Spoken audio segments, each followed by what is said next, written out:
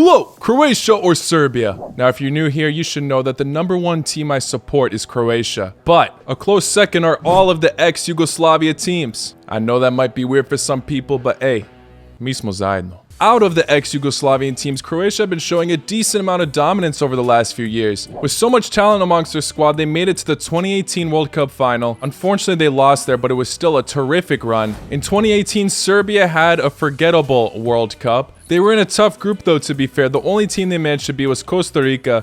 They lost to Brazil and Switzerland, getting knocked out of the group stage early on. But now in recent years, Serbia are doing wonders. They automatically qualified for the World Cup in the group stage, beating Portugal on the final match day. People are arguing that luck was on their side. Yes, there was a controversial goal the first time Serbia and Portugal had to play each other in the World Cup qualifiers. But I think a lot of people are still overlooking the Serbia squad. Yes, they fell short in the Euro qualifiers. Yes, they didn't perform in the 2018 World Cup. But now their squad has significantly evolved. Serbia now have one of the most dangerous strikers in Europe, Dusan Vlahovic. He finished with 33 league goals in Serie A this year. The only other player to get that many goals in Serie A in one calendar year is Cristiano Ronaldo. Dusan Tadic, this guy has been proving his class over the years. He was one of the key players in Ajax's amazing Champions League run, but also setting an amazing calendar year record. He's beaten Messi's record of providing the most number of assists in a single calendar year. People arguing that some of those came from friendlies. Regardless if you think those count or not,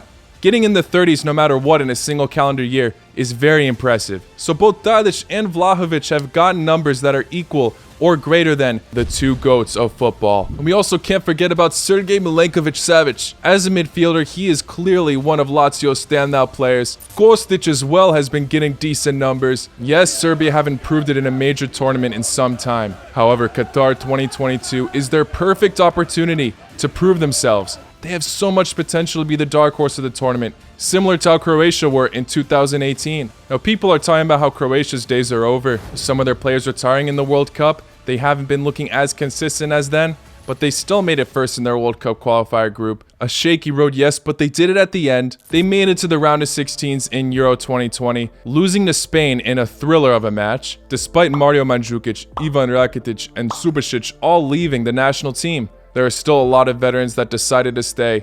Thankfully, Luka Modric is still there. He's obviously aged a bunch, but he's still playing like one of the best midfielders in the world. Kovacic and Brozovic are also both terrific midfielder options. Not to mention Pasalic is getting his name out there. Some youngsters coming in and still doing bits for the national team. Gvardiol, this guy's only about to turn 20 years old, and he's been terrific in the Bundesliga so far after Leipzig got rid of so many of their defenders. And in the goalkeeper position, we got two new upcoming talents that, are fighting for that spot. Livakovic has been in the scene for a while since Subasic left, but now Ivo Grbic is proving his worth as well. It'll be interesting to see who starts in Qatar. Now, the reason for this video isn't to start any beef between the two countries, although people might not believe me. It's a genuine debate right now which of these teams could go further in Qatar. Thankfully, both have already qualified, but I am still in a bit of fear for these teams to play each other. Hopefully they don't, but if they do, it is what it is, and what a match that would be. I'm just hoping the fans don't ruin it. But yeah, let me know your thoughts of who you think would make it further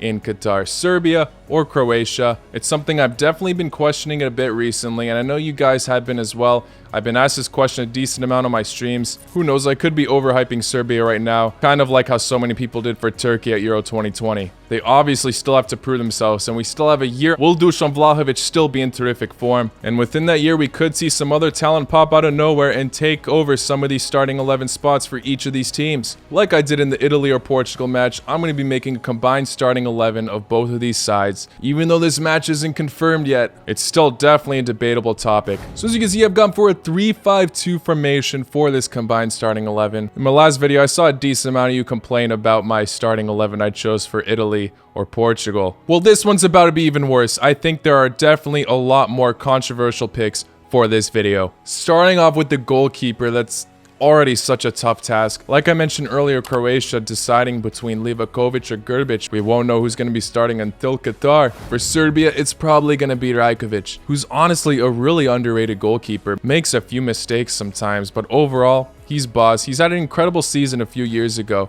in Ligue 1. To be honest, I think this choice is all based down to your preference. So many great options to pick here. I think all three of the keepers that I mentioned are equally ranked to their own degree Obviously, you can make a few arguments here and there, but overall, they've been looking like they're at similar levels as of now. Based on current form, I might choose Grbić, but Grbić still has a decent amount to prove. Rajkovic has proved it more over the years, and I wouldn't still write Livakovic off just yet. This might come to bite me in the ass later, but I'm going with Livakovic. I've done enough explaining about all three. I'm just going to move on before I question this decision again. Let's move on to the center backs. As of now, I think this is Croatia and Serbia's weakest position on their squads, but not even that these players are bad. It's just that the other positions, they have so much more talent and choices to choose from. I'm going to start off with my Serbian pick since I went for a Croatian goalkeeper. I'm going for Milenkovic. A lot of people don't rate this guy super highly, but I truly think he's underrated. He's on the same club as Dusan Vlahovic,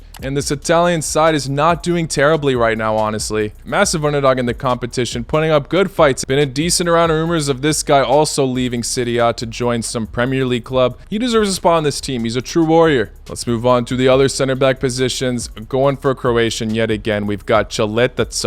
Actually having a really decent season for Marseille right now. The World Cup famous partnership was Vida and Lovren. Both of them are still getting some game time, but they're not consistent starters anymore. caleta-car and Guardiola are the future. I would debate on putting Lovren on this list, but he isn't even in the FIFA game. He's an inconsistent defender, but he's still brilliant. But overall, I feel like a lot of these defenders that we have as options are kind of inconsistent. Right now, I think these are the best options though. Now I'm going to move on to the left mid. In my eyes, you got two choices here. It's either between Tadic or Kostic. Both have been brilliant, and I feel like it's a crime that Kostic isn't going to make this team, but I'm going to go with Tadic. For obvious reasons, I already mentioned this guy has gotten an insane amount of assists. He's honestly one of Ajax's best players. Maybe he didn't prove himself 100% in the Premier League, but he's proving himself now. He's got to make it for me. For the right mid, I could bend the rules a little bit and put Kostic here, but it just seems a bit wrong. To be honest, there's actually not a lot of choices we can go for if we're only choosing a right midfielder or a right winger. I could be totally wrong on this, but I don't think Kostic is a very versatile player that can bounce from side to side. I know he doesn't have the strongest weak foot, for example. So again, this is totally preference, but I'm going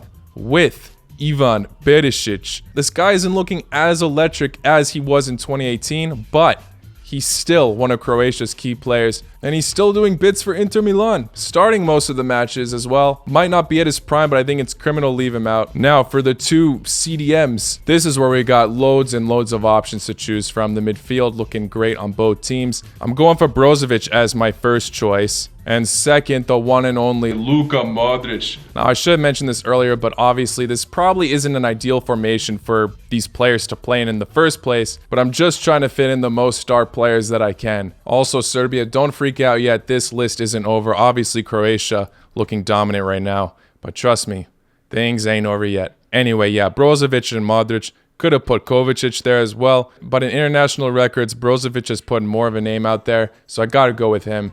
And then Modric, who else? It would be criminal to not put him on this team.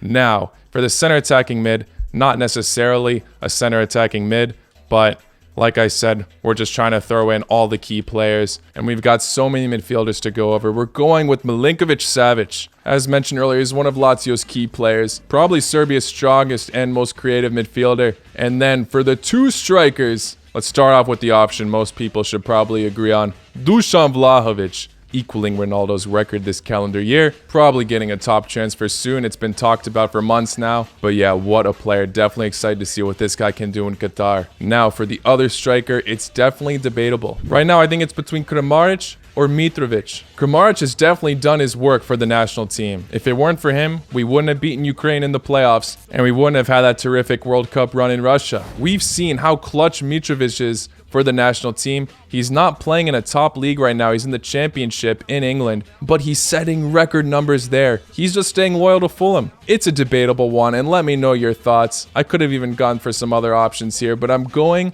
with Mitrovic. Jovic also another honorable mention. In general, I gotta say, I am jealous of how many amazing strikers Serbia has right now. Croatia could use another one of them, honestly. I don't think we have enough depth in that position right now, especially after Mario Mandzukic left. But yeah, this is my starting 11. Like I said, I know it's a mess, not the best formation, and there are definitely a decent amount of players that unfortunately had to get cut. But yeah, without a doubt, I think Croatia and Serbia are the two strongest teams from ex-Yugoslavia at this current time. Both qualified for the World Cup this early for a reason. Yeah, like I said, definitely debatable starting 11. Let me know your thoughts on this in the comments below. But yeah, now when it actually comes to which of these teams will go further in Qatar, it definitely depends on their group, without a doubt, and obviously their path that they're in if they make it past the group stage. But looking at the big picture, I think definitely both are capable of making it past the group stage. And who knows, maybe they could even top it themselves. Croatia already did in 2018, flawlessly beating every single team. People thought that they would be second, but they topped even Argentina as well. And I could currently see Serbia upsetting a big team in South America. I'd love to see a Serbia-Brazil rematch, honestly. Not saying it's a guaranteed win, but I wouldn't be surprised. If they gotta play each other, I hope it's later on in the tournament so they both at least go far. I'd hate to see a round of 16 pair up of these two teams, or even a group stage matchup together. If I'm gonna go with one going further, I will go with Croatia at the end of the day, just because they had a terrific run in 2018. I feel like they'll still want to prove themselves, but I will not be surprised if Serbia are the better one. Without a doubt, I'll say this though. Croatia got the better midfield. Serbia got the better attack. But yeah, like I've already said, let me know your final thoughts. Thank you all for making it to the end. If you enjoyed this video, please hit that like button and subscribe if you're new. That's all I got for this video. Very excited for next year, as I've already said countless times. Take care. Laco noite.